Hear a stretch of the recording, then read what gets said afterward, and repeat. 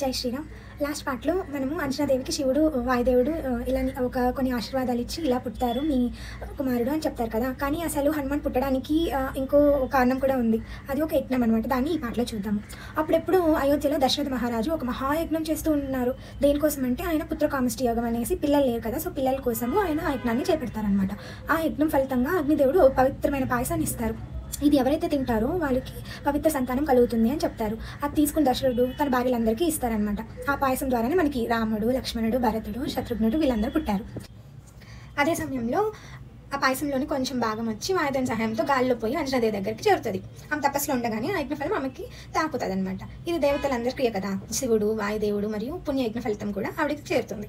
అదే క్షణంలో ఆవిడ గర్భవతి అవుతుంది అనమాట. అలా పుట్టబోయే బిడ్డలో చూసుకుంటే మనము శివుని బలము, వాయుదేవుని వేగము, యజ్ఞశక్తి ఇవన్నీ కలగలిసి ఉంటాయి ఆయనలో. ఇలా గర్భధారణ జరుగుతుంది అనమాట ఆవిడకి. కానీ హనుమాన్ జన్మించేటప్పుడు అసలు ఆకాశంలో జరిగిన ఆశ్చర్యకరమైన థింగ్స్ అన్నీ కూడా మనము నెక్స్ట్ పార్ట్లో చూసుకుందాం. Thank you.